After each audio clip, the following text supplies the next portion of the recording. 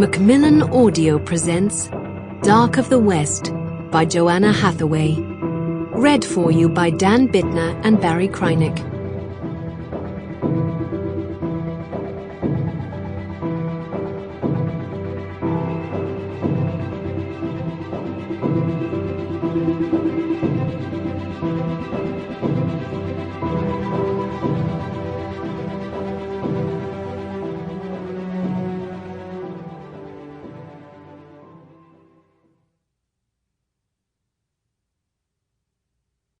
Prologue.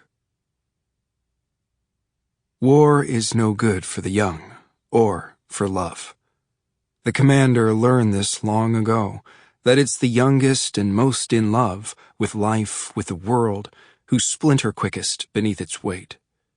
Yet here he stands at the door of a crumbling sandstone building, its once elegant pillars destroyed by mortar fire, a feral dog panting on its steps, and he's wondering if he might still be in love. Behind him, 3 dusty trucks idle, leaking petrol. White flags hang adrift in the sun. It's a ceasefire, the long-awaited truce, but it feels hollow and anticlimactic somehow. He knows now he could just as easily be fighting for the other side, enemies to allies, friends to foe. He's seen it all, and his soldiers keep their weapons drawn and ready, their eyes skittering across the rooftops of this battle-scarred town. The world, north and south, has been torn apart and left weeping. An entire generation of wasted courage. He might still be in love. The local children emerge from hiding, eyeing his uniform, the fox and crossed swords symbol on his cap. The commander looks too young for his rank. He is too young for it, but this war has bled his family dry, and here he stands. The little faces watch, waiting, blue eyes, brown eyes, a garden of curiosity. They can't see the long-ago mountains behind his gaze, the ache of her smile in his heart. The girl who once promised to love him for 1,000 days. The girl who brought them this ceasefire. Alone and uncertain, he imagines what his brother would do, then strides through the shell-strafed entrance to meet his fate. A deserted foyer greets his leather boots.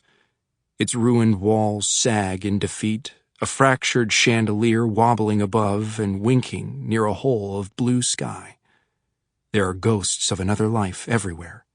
Mangled photographs, abandoned trunks, ceramic vases like floral tombs. Everything is withered in the heat, forgotten and left behind beneath the whistling panic of mortar shells. He walks, following the ghosts, his steps as those of one to a grave. Seath of the Nahir waits for him in the parlor. The aging revolutionary sits at a table covered in silt and debris, a rifle resting across his lap, his lean body lounging in one of the only usable chairs remaining. He has a graying black beard, a steady hand on his open map. Weary triumph on his sun-worn face. The girl seated beside him is much, much younger.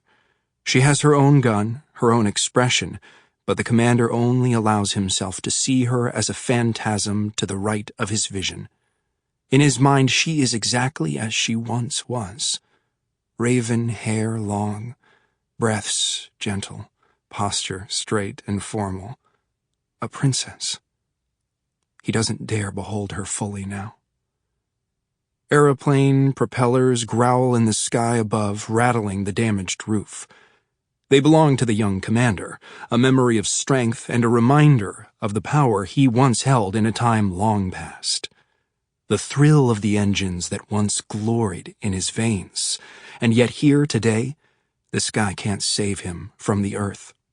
Not from this negotiation that belongs to Seath. With no proper chair, the commander is left standing before the table, sweat along his pale neck, weighed down by illustrious badges that shouldn't be his, listening as Seath discusses. Sample complete. Ready to continue?